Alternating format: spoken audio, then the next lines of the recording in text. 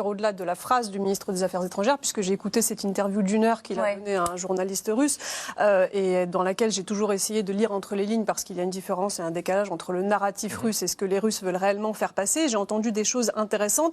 Cette interview m'a confortée notamment dans l'idée que, effectivement, la Russie aujourd'hui n'est pas en guerre contre l'Ukraine, mais elle est en guerre contre les États-Unis et contre l'OTAN. Et notamment, Sergueï Lavrov a dit « Si l'OTAN fait la guerre à la Russie via ses proxys, à la guerre comme à la guerre ». C'est un discours qu'on entend sans cesse du côté des Russes, c'est-à-dire que, soi-disant, ce sont les États-Unis qui font la guerre à la Russie en utilisant le terrain ukrainien, et c'est un narratif qui est absolument mythologique, puisqu'on sait aujourd'hui que ce que veulent absolument faire les États-Unis, c'est éviter la co-belligérance pour éviter justement la Troisième Guerre mondiale. Or, il faut bien noter que dans le discours, dans la propagande russe et dans le narratif qui est fait de cette guerre, eh bien cette guerre, soi-disant, cette Troisième Guerre mondiale théorique, elle existe déjà. C'est-à-dire que les Russes affirment et martèlent au quotidien que les États-Unis sont en train de faire la guerre à la Russie. Et qu'est-ce qui sert à justifier cela aux yeux de l'opinion publique russe? C'est que les États-Unis livrent des armements à l'Ukraine. Et ceci, selon la position russe, suffit à dire que déjà les États-Unis... Donc ils sont considérés comme des co-belligérants dans le discours, en tout cas de la part des Russes. Tout à fait. Dans le discours russe, la Russie implique que d'abord, ce sont les États-Unis qui ont lancé cette guerre et ensuite qu'effectivement, ils sont déjà en guerre contre la Russie. Et ça, c'est très important parce qu'il faut comprendre que l'opinion publique russe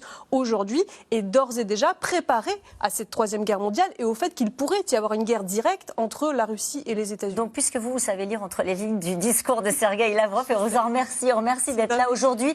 Lorsque vous avez entendu cette interview, est-ce que vous vous êtes dit, cette menace, il faut la prendre au sérieux? Il y a encore un cran qui est possible de la part des Russes, ou est-ce qu'au fond, ils sont acculés, donc c'est de la gesticulation? Alors, de fait, je n'ai pas de réponse définitive quant à y aura-t-il finalement, j'ai essayé de la chercher parce que c'est vraiment ce qu'on essaye tous de faire, mais est-ce qu'il y aura une guerre nucléaire, est-ce qu'il y aura une Troisième Guerre mondiale? En tout cas, Sergueï Lavrov ne l'exclut pas, il a dit qu'en parlant de la guerre nucléaire, c'est un risque réel, sérieux, et il ne faut pas le sous-estimer. Et ça, c'est assez effrayant quand on l'entend de la part des Russes, parce qu'on sait qu'ils ont franchi ce pas de faire la guerre pour soi-disant avoir la paix, d'attaquer l'Ukraine le 24. Et que parfois, ils nous préviennent, et puis après on se dit, ah bah tiens, ils ont fait ce qu'ils ont dit. Non seulement ils nous préviennent, mais ils accusent les autres de faire ce qu'ils font eux.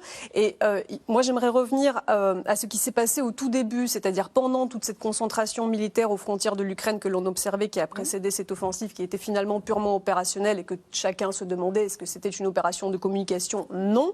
Mais les exigences qu'avait à ce moment-là formulées la Russie directement et sur papier à Washington et à l'OTAN, c'était de garantir le fait que des 16, je crois, pays de l'OTAN qui l'ont intégré depuis 1997, tous les armements, toutes les troupes de l'OTAN se retireraient, que l'Ukraine notamment et tous ces pays-là que l'Ukraine n'intégrerait jamais l'OTAN, que tous ces pays-là reviendraient à une certaine neutralité, etc., etc.